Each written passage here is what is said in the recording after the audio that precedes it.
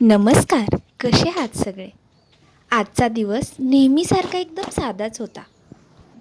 पण अशाच छोट्या छोट्या क्षणांमध्ये आयुष्याचं खरं सौंदर्य दडलेलं आहे.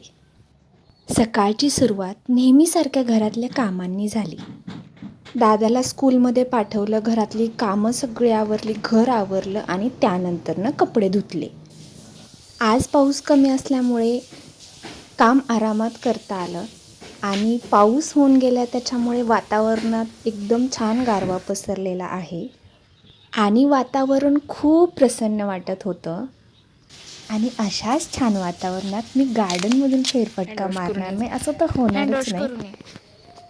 मी गार्डनमधून फेरफटका मारते तोपर्यंत माझं लक्ष दादाकडे गेलं.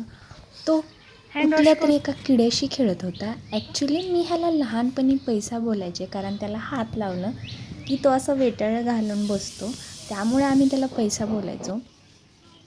फेरफटका मारता मारता माझी नजर या सुंदर फुलांकडे गेली. तिथे उमललेली रंगबिरंगी फुलं पाहून मन एकदम आनंदूनच गेलं.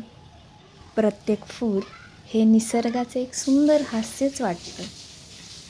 अशा छोट्या छोट्या गोष्टी माझा दिवस आनंदाने भरून काढतात, माझा दिवस खास बनवतात.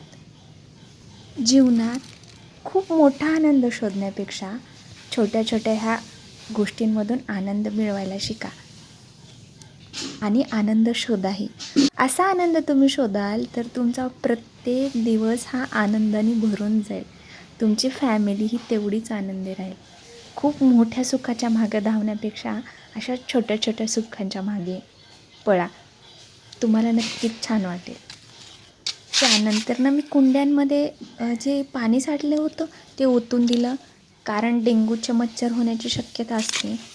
हे तुम्हाला आठवतं आहे का? हे झाड सगळे हे दादानी समरमध्ये लावले होते आणि त्याचं फळ हे आत्ता दिसतं. एवढे छान ते फुटलेत ना, एवढे छान हिरवं आहे ना, मी नाही सांगू शकत तुम्हाला. त्यानंतर पायनॅपलचं एक रोपटं मी लावलं. आता त्याची काळजी घेऊन ते मोठे होण्याची उत्सुकता लागलेली आहे. त्याला फळ कधी येतील ह्याची उत्सुकता लागलेली आहे. तो कालावधी नक्कीच मोठा आहे, पण आनंददायी आहे एवढं पण नक्की. झाड लावणं म्हणजे भविष्याची एक सुंदर भेटवस्तू आहे असं मला नेहमीच वाटतं.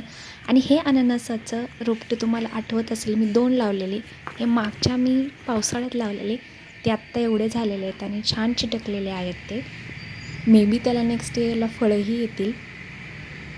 पण ह्याचे काटे खूप खूप कारे असतात, म्हणजे खूप आपल्या हातात चटकनी घुसतात आणि इतके नाजूक असतात ना, त्यामुळे त्याला एकदम सांभाळून हाताळायचं. तर तुम्हाला हा व्हिडिओ कसा वाटला कमेंट करून नक्की सांगा. तो पण बाय बाय.